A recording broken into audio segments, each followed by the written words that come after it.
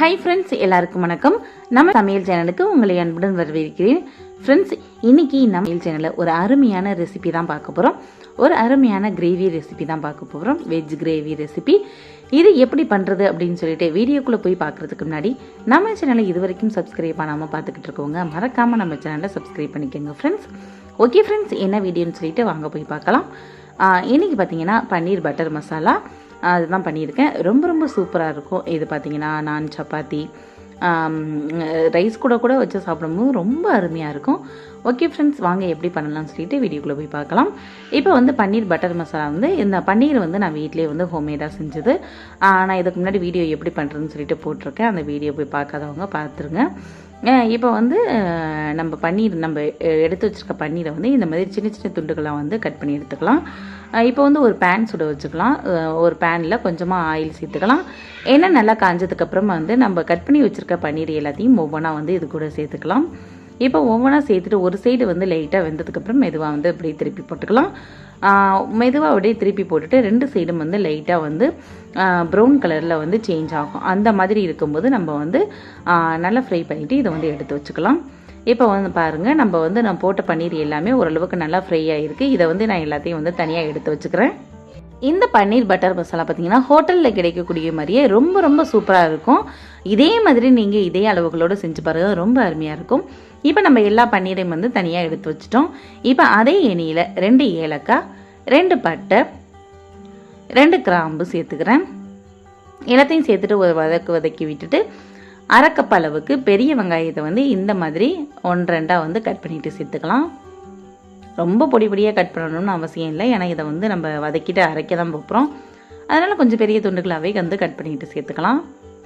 இப்போ ஒரு 2 பச்சை மிளகாவை கிள்ளிட்டு சேர்த்துக்கலாம். பச்சை மிளகாவையும் சேர்த்துட்டு ஒரு பெரிய துண்டு அளவுக்கு இஞ்சி, ஒரு 4-5 பூண்டு பல் சேர்த்துக்கலாம்.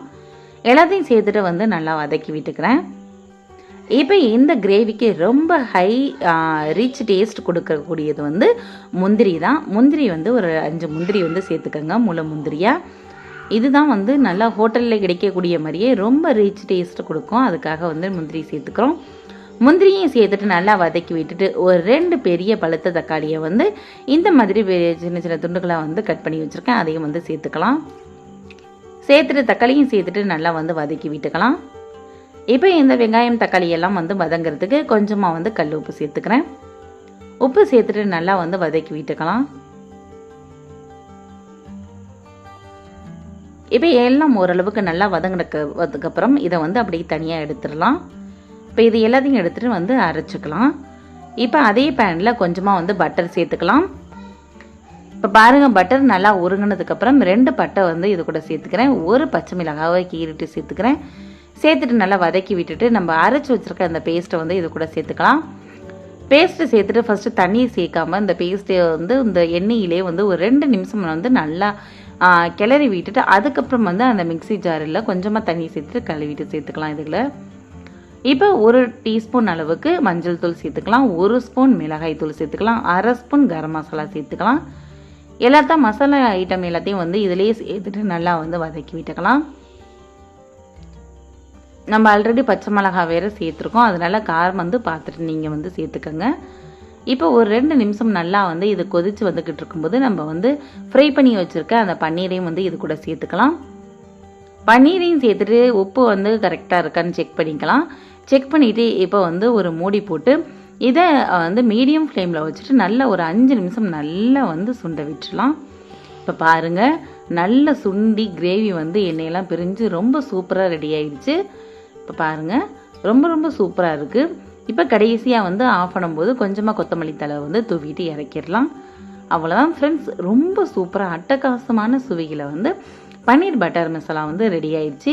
இதே மாதிரி நீங்களும் செஞ்சு பாருங்கள், ரொம்ப ரொம்ப அருமையாக இருக்கும்.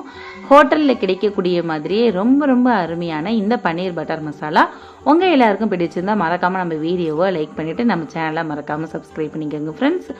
ஓகே ஃப்ரெண்ட்ஸ், தேங்க்யூ, பாய்.